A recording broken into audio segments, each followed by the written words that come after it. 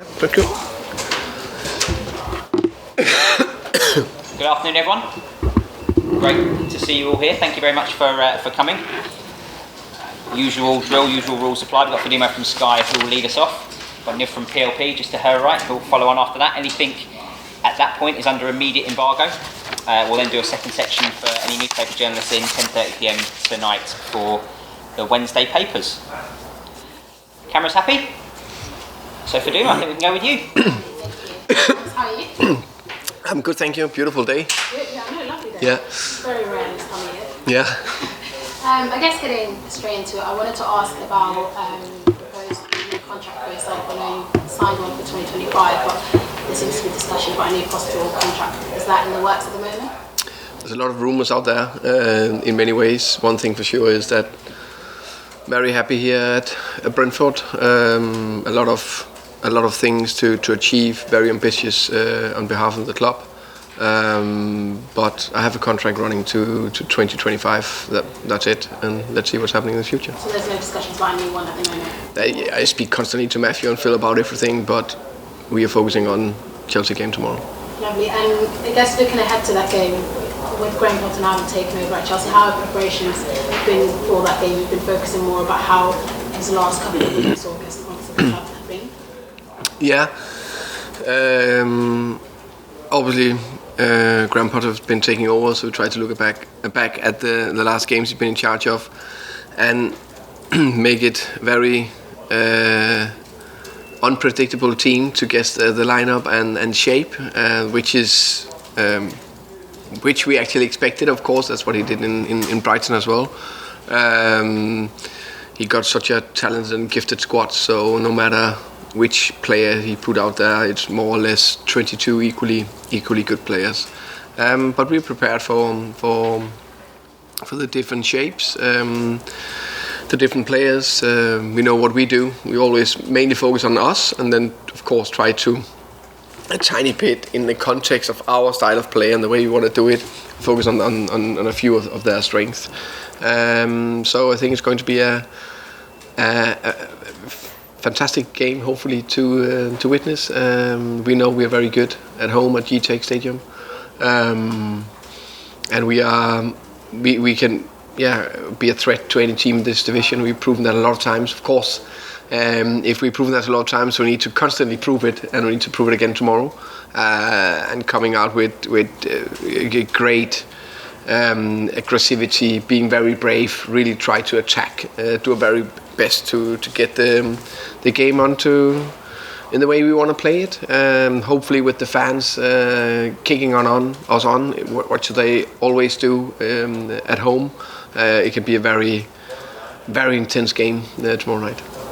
You mentioned obviously Chelsea have got a lot of great players in their squad, but equally you've got a lot of great players in this squad. One of those being Ivan Toney in a great game, the last game. You obviously experienced a lot of racial abuse off the pitch after the game, and Metal, the parent company of Instagram, said they weren't able to look into it. So I just wanted to get your thoughts on that. Yeah, first and foremost, I know the club have done everything they can to help and support Ivan. I think all online abuse are a disgrace in every aspect, and no matter it's just 1 out of a billion, it's still not good enough, and we need to do everything we can to keep educating people to what kind of world we are living in, and we're doing our best to do that. I think everyone should do that. Ivan, of course, how can you say, irritated is maybe not the right word, but of course it's not nice, it's not good, but he's a strong character and he knows what is important. It's not one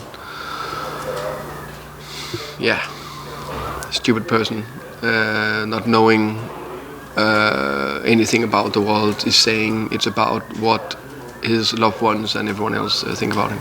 What has the support been like for Ivan and other players in the club? Because obviously Brentford got a great history and diversity within the community, and obviously now Deji, who's the non-executive director at Brentford, being the FA inclusion lead. Kind of what the support has that been for the players? Yeah, we try to give support not only in a situation like this, but on a daily basis. That's that's what we try to do. I think it's incredibly important to always raise the questions and helping the players and everyone out there. I think for me, it's also how we can support the players, but also what the players can do to support the local community and hopefully open people's eyes on diversity and so on. Looking ahead to this game, obviously, I wanted to talk about the initiatives that the club are doing in memory of Robert Rowan and having named the facility after him. I know there's still a lot of work being done. You can hear the building work underground. How important is that for the club, and kind of what was the drive between that, kind of getting that memory and that name done? I think it's a lovely gesture from the club, and I think it's the right thing to do to name the new training facilities after Rob. Played a huge part in the building of the club, and a lot of stepping stones from where we came from to where we are now. He was a big part of building that. Everything, not only the B team, but everything also in the recruitment, everything, the link between the B team and the first team. I was just like, I had 3 talks with Brentford before I got hired here at Brentford, and one of them were with Rob, where he flew up to Copenhagen and built a personal relationship with him. So for me, and I still have a picture of him on my desk, just to a good reminder of him first and foremost, but also that life is fragile and we need to enjoy every moment best possible way. I see that the match shirts are going to have obviously CPQR codes on in the way that the players and fans can learn about CPR. Is that something that the players have been doing, I guess, in their outside of training? I think it's important. Everyone knows what to do in a certain situation, 100%, because you never know when you need to help another person. So I think that's hugely important, and I love that initiative from the club. Okay, thank you. You're welcome. Yeah. Hi Thomas, good afternoon. Good afternoon. How satisfied are you not only with the win against Brighton, but mainly the way you achieved it as a team? Extremely pleased with the character we showed on the pitch. There's a lot of we talk tactics and we talk different formations and all that, and I'm a big believer of that, and I think it's a big part of winning football matches. But the foundation is the mentality to want to run a little bit more, and winning duels and be in the front foot. I think that's crucial. If you look at potentially the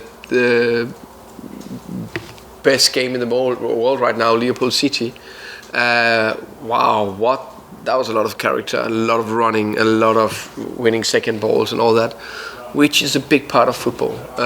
So we did that very well against Brighton, and pleased with that, and now we need to carry on. You've been working with Ivan Toney for a while now. How do you see his progress and the next steps in his development? I think he really developed well in his time here. He came in on a good level, and I think he's taking it to the next level, because you still need to score goals in the Championship, and then you need to do it in the Premier League. I think that consistency in his performances, I think that's been better and better, and that is both the link-up play, of course, his ability to score goals, but the link-up play, the way he presses, so his all-around game, I think that's a big part of it, but also the way he drives the sessions. Of course, when you come in as new, even he's a great character and got leadership potential in him. You need to develop it and show it constantly every day, not only on the pitch on Wednesday night, but also every day out here on the training pitch. Looking at Chelsea, it feels like Graham Potter is a trailblazer in the way he managed eventually to become a manager in such a big club. How impressed have you been with his work at Brighton and his Chelsea career so far? Very impressed with his work in general. Also go further back in Swansea and Östersund in Sweden. And I think what he did in Brighton was impressive, adding layers to the club and the team every single year. I like the way he sees football and the way he is very flexible in terms of shapes and using players in different positions. I like that. And he is a very nice guy when I come across him in the past. So yeah, very, very impressive. And if you look at Chelsea under Thomas Tuchel and now with Potter, what do you think are the main differences, mainly in terms of the style of play? I think the style of play is not too different. I think both managers wanted to dominate on the ball and dominate the games in many ways. I don't see the big difference there. Then there was a few big highs on Tuchel, and there was not a few. There was there was a lot of good highs. They won the Champions League and the World Cup for clubs. And played some great games. I'm convinced that Potter will do a very good job in Chelsea as well. What the biggest change is, what we talked about before, that he is more flexible in his approach to system/shape every game. That is the biggest change I've seen so far. Thank you. Phil, Anna, anything? Just sticking with Graham Potter for a second, Tom. How positive is it that someone who has shown that coaching development that he's had and his growth, that he gets an opportunity to manage at a club like Chelsea? You know, in the past, you know, when an opportunity comes up, it's always about this stellar manager who's got experience at this club, this club, this club. Is that a good sign moving forward that recognition of coaching development and talent is being recognised? Yeah, I think you're spot on, Phil. I think it's a very good sign that coaches or managers that are doing well in one club and proven that they have made development or improve the team or the club, and if they have a clear, let's say, style of play or whatever, that they get recognized and get the chance in bigger clubs, because how it's just like in your business. How does the young promising journalist, how does he get the next step if there's not a opportunity somewhere and someone believe in him or her? So you need to give people that opportunity. So personally, I like it. Sometimes it's when I'm myself going from step to step throughout, then you never get a chance. Then you get a chance. Then I'm not old. I'm still youngish. But then you're still thinking about them. They're younger than me, and then you think sometimes maybe they need a little bit of experience. And I'm thinking, what are you saying? Why not just give them the chance? Because if you can see the quality in them, and of course they have proven a few bits from step to step, then I can't see a reason why coaches or whoever it is can take that step.